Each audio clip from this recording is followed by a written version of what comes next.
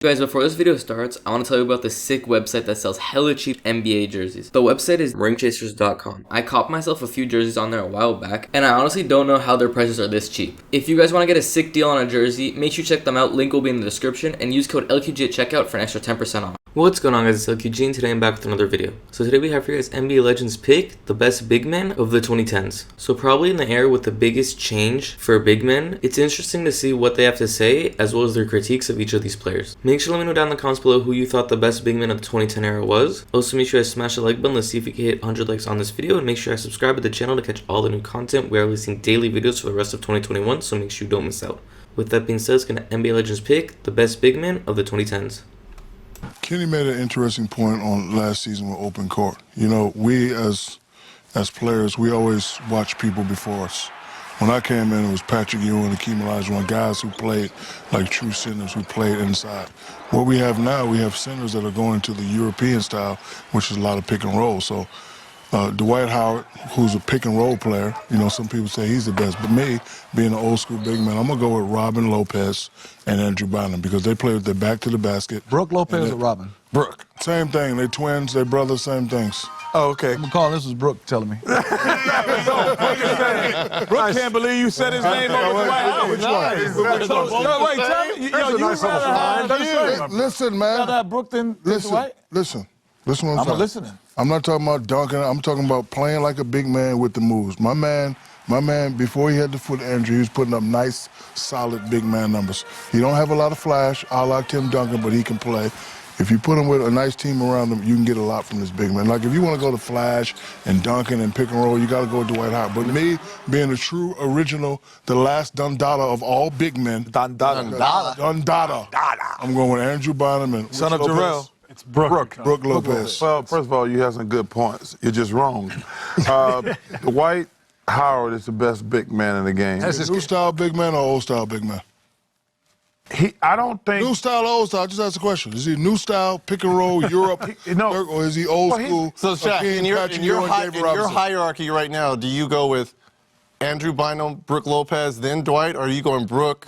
Yeah, it depends on what mode I'm in. If I'm looking at the new style center, you know, the pick and roll and the pop and doing all that. We're talking about the game today. Look, can I answer, my brother? Yes, brother. It depends on what mode. Not if you're going to give us the same answer.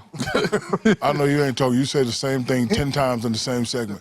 Well, Ernie, what happened was what Kenny did, and then you come back and you say the same thing. Don't talk about me. Anyway, what I was saying, that's three. No, like I'm saying, like if I'm looking at the new style centers, if I'm on that kick that day, you have to say him. But if I go back into the old scout center, like where you just throw it in and God give you a boom bam, I don't put him in that category. I get what he's saying. Yeah, I put Bynum in that category.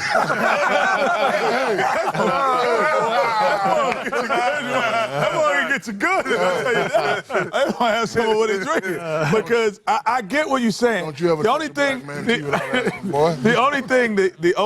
that, I mean, Dwight Howard to me is the best big man in the game. But the only thing that he doesn't, because he's dominating on both ends of the court. Where I don't think Brooke Lopez is dominant enough to have it. I don't think Bynum is dominated over a season or even over a longer stretch. Okay, but hold on. But I say, neither one of those guys have ever been the best player on their team. Okay, but hold on. Where he's been the best player, got his team to the finals. The only thing that he's done wrong, in my observation, he imitates you too much off of the court. Agree. His life after you.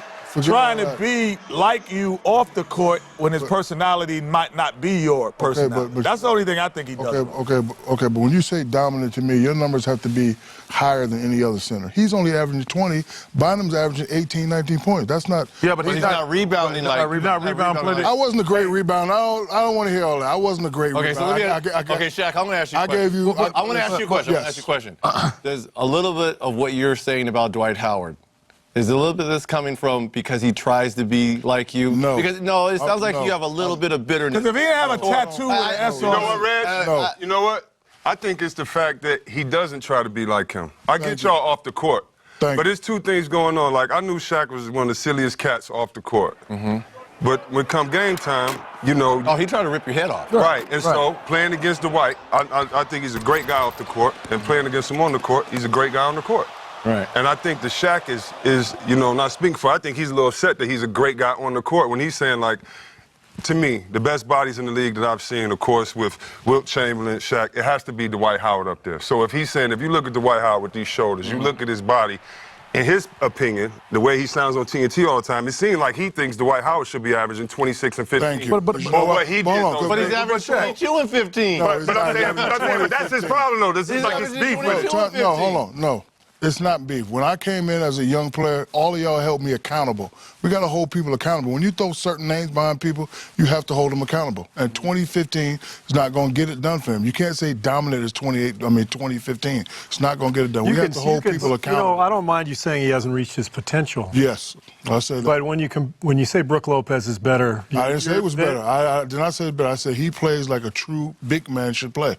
Post, bam, So you're bam, saying, okay, I get it. So you're saying if Dwight Howard had a Brook Lopez mentality of where I want the ball and where I want it, he would score more and be a better player. First of all, there is no competition that can handle Dwight. So he should take advantage of that, not by pick and roll either. He should get him and he should back him down and he should score like that. Okay, but I will say this. First of all, the rules are different the rules are different from when you played coming through, taking out Rick Smith's head and scoring all the time. The rules are different because of me. Right. He hasn't got double. He hasn't got double or front or back. There was no zones. There wasn't zones when we played back then. Right? There was no zones. You could play zones because of me. It was zones because of me. Right. So now you're asking him to play like you and ask for the basketball when the rules that are surrounding him now are different. Man, all you got to do is get to the block and go. He jumps higher than me. He's quicker than me. He's more athletic than me. I don't want to hear it. But he's got to hold not him as accountable, and you know that. He's not as physically imposing as you are. Dream Team 2, all y'all held me accountable. Right, but then rules back then. You held us accountable. No, the rules are different because of me. Hey, okay, I have legitimate concerns. Legitimate concerns. You know, Shaq talks about he's always thought that Bynum was better than Dwight Howard. I says, and I think one of these guys said earlier, at least Dwight Howard, he's been the best player, and he took a mediocre team to the finals. So he's been the leader. So I don't think you give him enough credit. Because he took a mediocre team. I hold him accountable like y'all held me accountable. No, I understand. But first of all, he's not you. Smitty? He's not you. But I'm saying you got to give him some credit because he is actually. So, okay, when you say hold him accountable, what should we say about Dwight Howard? 26 and 15, and that's it? Have your mentality. What he's saying is no, like. I'm not saying that. I'm not saying that. I'm saying. Is there a number behind this, or just a? Well, how about a letter? Speaking. 28-15, we'll get the letter it done. W. Well, I think we'll get it done. Well, I think things also is Kenny. Look at, I think Dwight. I think you're looking at the other era, Shaq. But in this era, you have to say Dwight's the most dominant in this era. It's not the era you played in. I think in the era you played in, he might even been a power forward because I don't think he's a 7-footer. No. I think he's 6'10". I think Andrew Bynum. But I think when you start looking at Brook Lopez.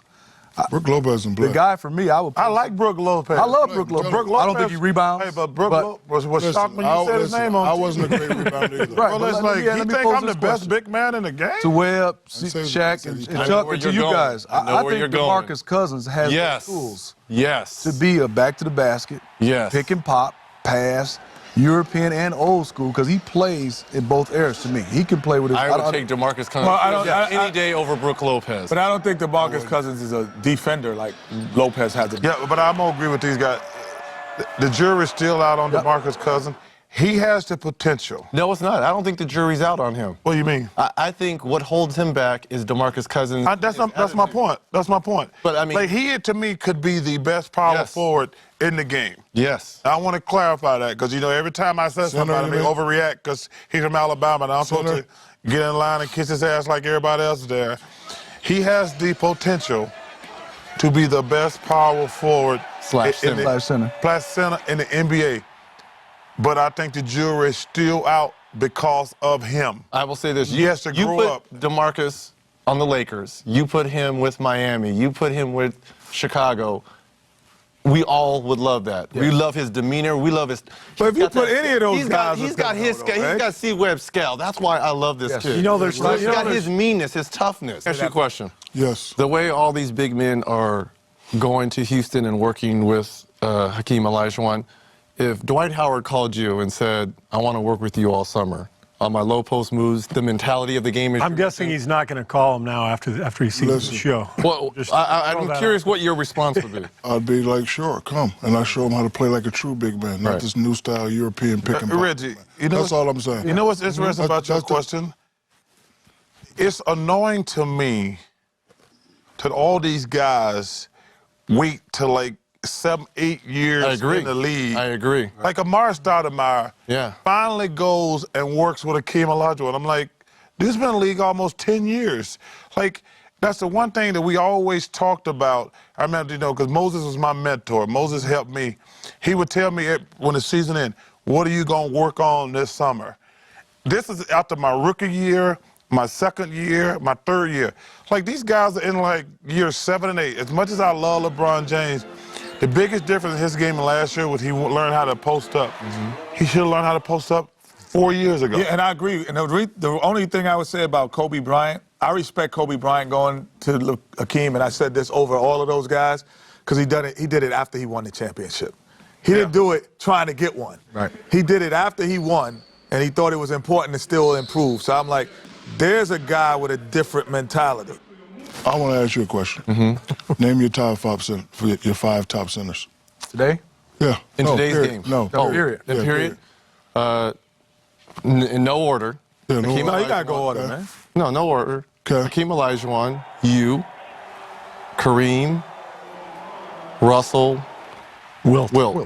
Okay, and were any of those guys pick and pop, new school guys, or all old school guys, right? So when you talk about great centers, we have to hold people accountable and they have to play. Are any of those, those guys are all centers? Yeah, they're all centers.